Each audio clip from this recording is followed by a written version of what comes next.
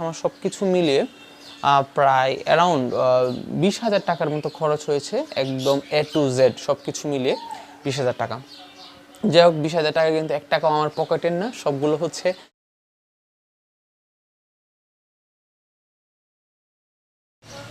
সুপ্রিয় দর্শক মণ্ডলী, আসসালামু আলাইকুম। আমি হচ্ছি শারিয়া সুভার। আমার এই ভিডিওটি আপনারা যেখান থেকে দেখছেন তাদের সবাইকে জানাচ্ছি অসংখ্য ধন্যবাদ। আজকে আমি চলে এসেছি আমার বাসায়। তো আপনারা যারা ভিডিও আমার দেখেন তারা হচ্ছে অনেকেই জানেন যে হচ্ছে আমার বাসায় রঙিন মাছের একটা ফার্ম আছে, ছোট্ট ফার্ম, খুব বড় একটা না।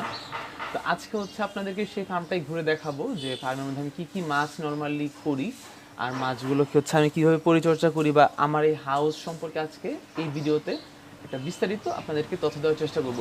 আর প্রথমেই হচ্ছে আমি সরি বলে নিচ্ছি, কারণ আমার রাস্তার পাশে আমার বাসা, তো যার জন্য হচ্ছে অনেক বেশি পরিমাণে সাউন্ড। আমি মাইক্রোফোন ইউজ করছি, তারপরেও আই হোপ সাউন্ড কোয়ালিটি এতটাও ভালো হচ্ছে না, অনেক জোরে জোরে হর্ন দিচ্ছে। তো যাই হোক, তো আসুন দেখা যাক হচ্ছে আমার এই ফার্মটার বর্তমান কী অবস্থা। আর প্রথমে বলে নিচ্ছি, আমার এই ফার্মে হচ্ছে মোটামুটি 4টার মতো হচ্ছে সিমেন্ট ট্যাঙ্ক রয়েছে। যে সিমেন্ট ট্যাঙ্কগুলো বানাতে কত টাকা খরচ হয়েছে এটা হচ্ছে এই ভিডিওর লাস্টে বলবো। আর তাছাড়া এখানে কিছু বক্স রয়েছে, কাঠের বক্সে হচ্ছে কিছু মাছ করছি। আর এখানে রয়েছে হচ্ছে ফলের ঝুড়িতে। ইনশাল্লাহ পরবর্তী ভিডিওগুলোতে আপনারা কীভাবে হচ্ছে এই কাঠের বক্সের মধ্যে মাছ চাষ করতে পারেন, বা কাঠের বক্সগুলো কীভাবে তৈরি করবেন সেই ভিডিও দিব, কারণ এই বক্সগুলো কিন্তু আমি নিজেই তৈরি করেছি। আর এই ফলের ঝুড়ি অর্থাৎ ক্যারেট আমরা যেটাকে বলি, এই ক্যারেটগুলোতে মাছ কীভাবে চাষ করতে হয় আর সেই ব্যাপারেও হচ্ছে এই চ্যানেলে পরবর্তীতে ভিডিওগুলো আসবে। আর চলুন হচ্ছে দেখা যাক এখন এই হাউসগুলো অর্থাৎ সিমেন্ট ট্যাঙ্কগুলো আমি দিক থেকে একবারে শুরু করে সবগুলো আপনাদেরকে ঘুরিয়ে ঘুরিয়ে দেখাই। এখন আমি চলে যাচ্ছি ব্যাক ক্যামেরাতে। তো এখন আপনারা যে ট্যাঙ্কটি দেখতে পাচ্ছেন এটা হচ্ছে একটা সোর্টেলের ট্যাঙ্ক ছিল, অর্থাৎ এখানে হচ্ছে আপনার সোর্টেল মাছগুলোর ব্রিডিং ট্যাঙ্ক। এই ট্যাঙ্কটা হচ্ছে সোর্টেল মাছগুলোর ব্রিডিং ট্যাঙ্ক। আর এই হচ্ছে আমার ব্রিডিং বক্স। এর ভিতরে দেখেন ছোট ছোট ছিদ্র আছে, তো এর ভিতরে হচ্ছে ব্রুড পেয়ারগুলো থাকতো। আর দেখেন বাহিরে এখনও ছোট ছোট কিছু মাছ আছে। এই শীতে বিশেষ করে আমার এই ট্যাঙ্কের অবস্থা পুরো 12টা বেজে গেছে, ভিতরে অনেক মাছ মারা গেছে, প্রায় এখানে 15 থেকে 20 জোড়া ব্রুড আমার মারা গেছে। দেখতে পাচ্ছেন হাউজের অবস্থা অনেক খারাপ, নিচে অনেক ময়লা, আমি দেখাতে পারছি কিনা। আর এইদিকে আছে হচ্ছে আমার কিছু কই কার্প, দেখতেই পাচ্ছেন কই কার্পগুলোকে দেখা যাচ্ছে কিনা। এই যে ভিতরে আছে হচ্ছে কই কার্প, জাস্ট 2 পিসে এখানে রেখে দিয়েছি, কারণ খালি হাউস রাখলে এখানে মাছের উপদ্রব হতে পারে, সেই জন্য হচ্ছে এখানে কই কার্প রাখা আছে কিছু। এই হাউসের নিচের অবস্থাও খুব একটা ভালো না, মানে ময়লায় একদম ভরে গেছে, দেখতেই পাচ্ছেন যে পানির উপরে একদম মানে ময়লা দিয়ে ভর্তি, পানির কালারও চেঞ্জ হয়ে গিয়েছে। আচ্ছা, এখন যদি আমি এই পাশে আসি, এটা হচ্ছে আমার সেল ট্যাঙ্ক, সোর্টেলের সেল ট্যাঙ্ক। দেখতে পাচ্ছেন ভিতরে অনেকগুলো হর্নট দেওয়া। আর এখান থেকে হচ্ছে মেইনলি সোর্টেলগুলো একটু বড় হলে পরে হচ্ছে সেল করি। আর এখানে যে ট্যাঙ্কটা আছে সেটা হচ্ছে মিক্স গাপ্পির একটা ট্যাঙ্ক, দেখতে পাচ্ছেন এখানে। এটাতেও হর্নট দেওয়া, আসলে এখানে কোনো হচ্ছে ব্রিডিং হয় না।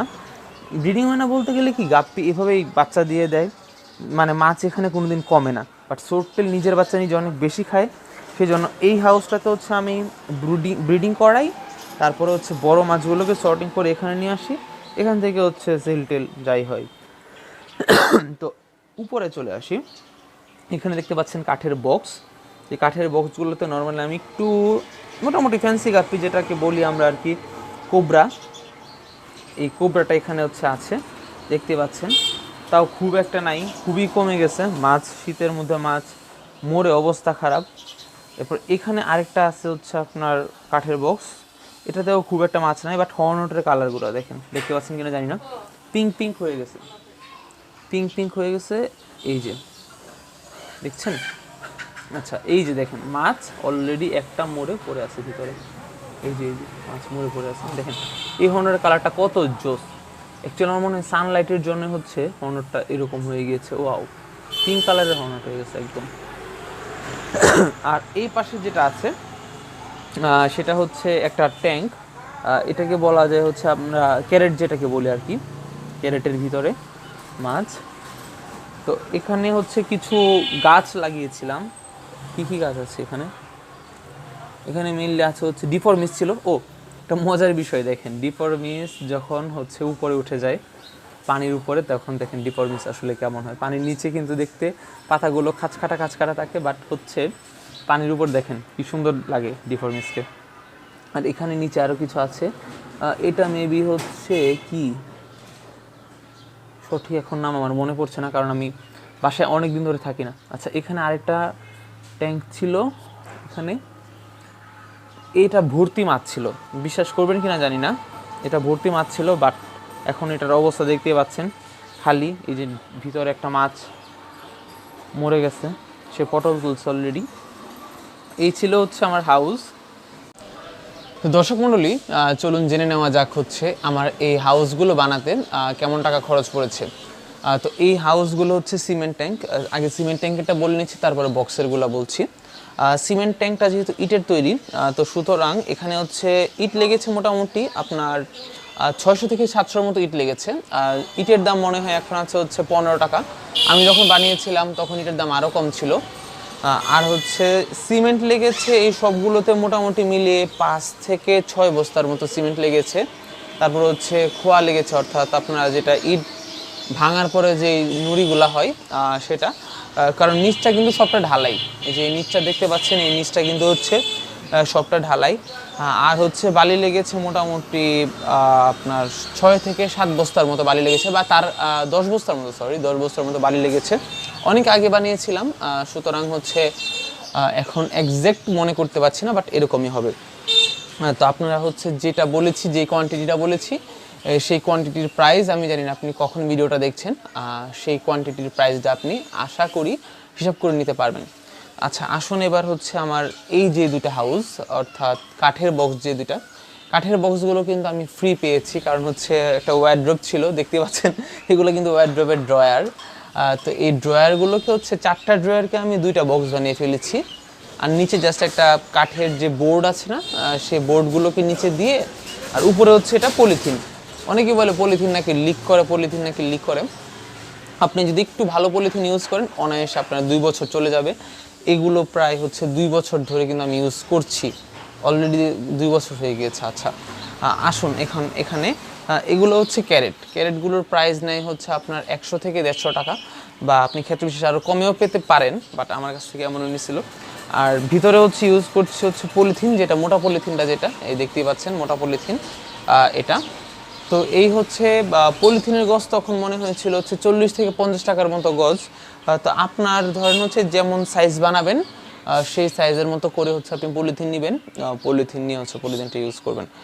তো এই ছিল হচ্ছে মোটামুটি একটা প্রাইস। এখানে ধরা যায় যে হচ্ছে আমার সব কিছু মিলিয়ে প্রায় অ্যারাউন্ড 20,000 টাকার মতো খরচ হয়েছে, একদম A to Z সব কিছু মিলিয়ে 20,000 টাকা। যাই হোক, 20,000 টাকা কিন্তু 1 টাকাও আমার পকেটের না, সবগুলো হচ্ছে আমি এই মাছ, এখান থেকে যে মাছ করি, মাছগুলো আমি সেল করি। তো এই আমার আসলে এটা একটা হবি, শখের বসে আসলে এই মাছগুলো করা বা মাছগুলো সেল করা। 20,000 টাকার 1 টাকা আমার পকেটের না। যারা স্টুডেন্ট আছেন তারা হচ্ছে প্রথমেই লাফায় পড়েন না যে এরকম করব, এটা করব, অনেক টাকা আসবে। আগে শিখেন, আমি ভিডিও দিব আস্তে আস্তে, ভিডিও দেখেন, আরও অনেক ইউটিউবারের ভিডিও আছে, সেগুলো দেখেন, শিখেন, তারপর হচ্ছে টাকা পয়সা ইনভেস্ট করেন। কারণ একবারে হঠাৎ করে 20,000 50,000 টাকা একটা ছাত্রের জন্য ইনভেস্ট করা যেমন টাফ আমি বুঝি, ইনভেস্ট করেন আপনার টাকাটা এরকম আসবে না যদি আপনার প্রপার নলেজ না থাকে। প্রথমেই যেটা করতে হবে সেটা হচ্ছে আপনার প্রপার নলেজ গ্যাদার করেন, তারপর হচ্ছে টাকা পয়সা ইনভেস্ট করেন, বা টাকা আসলে তখন আস্তে আস্তে। এইগুলো কিন্তু আমার একদিনে করে না, প্রথম করেছিলাম হচ্ছে এটা, তারপর করেছি হচ্ছে এটা। তো যাই হোক, আস্তে আস্তে করেছি, টাকা এসেছে, তারপর হচ্ছে করেছি। আপনাদেরকে আমি সাজেস্ট করবো আপনারা আগে শিখেন, তারপরে মাছ টাছ যাই করার। আমার অ্যাকুয়ারিয়ামের যে এই মাছের হাউসটা, সেই হাউসের বর্তমান অবস্থা কি? হাউসের বর্তমান অবস্থা কিন্তু খুব একটা ভালো না, অর্থাৎ বলা যায় খুবই খারাপ অবস্থায় রয়েছে। যেহেতু আমি নাই, তো এই মাছগুলোকে নর্মালি এত ভালোভাবে কেউ টেক কেয়ার করতে পারে না। বাসায় জাস্ট টুকটাক খাবার টাবার দেয়, কিন্তু কথা হচ্ছে যে ট্যাঙ্কগুলো পরিষ্কার করা বা মাছের কন্ডিশন কি, সেটা আমি যতটা বুঝবো এটা অন্যরা বুঝবেন, এটাই স্বাভাবিক। তো এই ছিল হচ্ছে আমার হাউস। ভবিষ্যতে হচ্ছে এই হাউসগুলো সম্পর্কে বা আপনারা কীভাবে হচ্ছে হাউস তৈরি করতে পারেন সেই সম্পর্কে বিস্তারিত আমি ভিডিও দেওয়ার চেষ্টা করবো। আর বলে দিচ্ছি, এই হাউসগুলো আমি তৈরি করেছিলাম হচ্ছে করোনার টাইমে। তো করোনার পরে হচ্ছে আমার কলেজ খুলে গিয়েছে, তো তারপর আমি এখানে আর থাকি না। যার জন্য হচ্ছে এগুলার আজকে এই করুণ পরিণতি। তো যাই হোক, এই পরিণতি আস্তে আস্তে আশা করি ঠিক হবে। মাঝখানে একটা ছোট্ট বন্ধ পাবো, তো এই বন্ধের মধ্যে এই সবগুলোকে পরিষ্কার করতে হবে। দেখেন জাস্ট এই ওয়ালগুলোর অবস্থা দেখেন, ওয়ালগুলোতে দেখেন কি পরিমাণে ময়লা, দেখছেন জাস্ট ধুলাবালি পরে হাউসের নিচে প্রায় এতটুকু পরিমাণে ময়লার স্তর পড়ে গেছে। তো যাই হোক, এই ছিল হচ্ছে জাস্ট আজকে বাসায় আসছি, তো ভাবলাম যে আপনাদের সাথে একটু শেয়ার করি যে আমি শুধু এই করে আমি মাছ পালি না, আমি হাউসেও মাছ পালি। জাস্ট এই বিষয়টা শেয়ার করার জন্য আজকের এই ভিডিওটা বানানো, একটা র্যান্ডম ক্লিক। তো ইন ফিউচারে হচ্ছে এই আপনারা কীভাবে হাউসে মাছ চাষ করতে পারেন বা হাউসে মাছ চাষ করে আপনারা কীভাবে লাভবান হতে পারেন, এই সকল বিষয় সম্পর্কে ইন ফিউচার আপনাদেরকে বলার চেষ্টা করব। আজকের এই ভিডিওটি আমি এখানেই শেষ করছি। আর আপনাদের যদি কারো কোনো কোয়েশন থাকে যে ভাইয়া কীভাবে মাছ চাষ করা যায় বা কীভাবে কী করতে হয়, আলহামদুলিল্লাহ আমার মোটামুটি ছোটোখাটো নলেজ আছে। তা আমি আপনাদেরকে চেষ্টা করব সব ইনফরমেশান দেওয়ার। আর যদি আপনাদের কোনো কোয়েশন থাকে তাহলে অবশ্যই এটা কমেন্ট বক্সে জানাবেন, আমি আমার সাধ্যমতো উত্তর দেওয়ার চেষ্টা করব।